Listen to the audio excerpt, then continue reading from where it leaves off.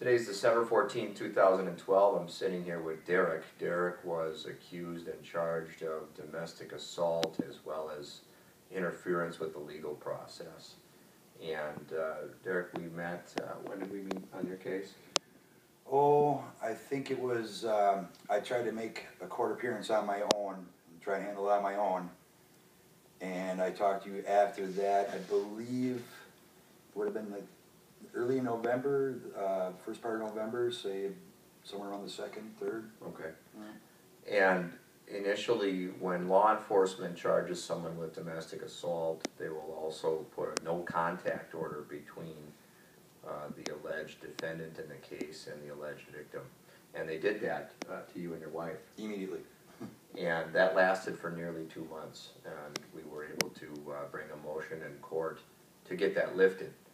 But prior to that, of course, these no contact orders can have devastating effects on families. Kind of talk briefly about what kind of effects it had on you and your wife.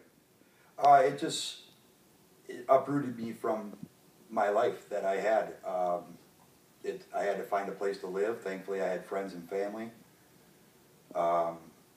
It was hard. You're not allowed to talk to her. You're not allowed to communicate with her in any way. It makes it very hard to try and take care of children. It makes it hard to pay bills. It affected how I went to work. It affected everything. It was just, it practically destroyed our marriage. And truthfully, it was ridiculous. And so these cases can be very difficult on an emotional toll, as well as the fear of being charged with the crimes and what that's going to happen or how that's going to go down. In addition to that, all of a sudden uprooting your family and having to deal with things you've never had to deal with before, the lack of contact, additional financial obligations for having to live in 2 places often, things like that. So one thing we try to make sure we can do is have a motion heard to see if we can lift the no contact order. Obviously, that's going to depend, at least in part, on whether the alleged victim wants that no contact order lifted. But this was a situation where your wife wanted to have contact with you, and despite that, nobody was willing in the beginning to lift that no contact order. Isn't that true? That's true. She tried her best. She didn't even want charges brought up in the first place. And they took it upon themselves to, they made the decision that whatever I said, I was already guilty. And that's what they kept going with. They didn't matter what I said at all. So another way we approach this is I have a private investigator that works for me, and you should look when you're shopping around for a lawyer, ask them if they have a private investigator. Lawyers are not permitted to interview witnesses alone, because then we become a witness to what they said. So a lawyer should use a private investigator to go and obtain statements and interview people to see what really happened and see what the other side of the story is. And sometimes that will match what law enforcement accuses people of, and sometimes it doesn't, but you don't know unless you go send an investigator to find out. So we did that in this case, and after obtaining a signed statement, brought that to court. The signed statement was helpful to Derek's defense in that it went along just like what she told law enforcement, that it didn't happen the way they were saying it happened, and that this was not an assault. Like I said, he still was charged, and then when we got involved, we brought that statement to court.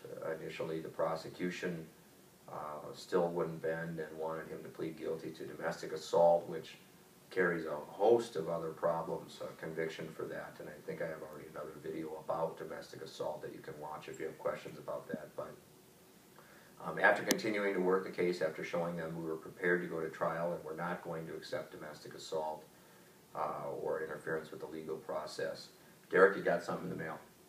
I got great news in the mail.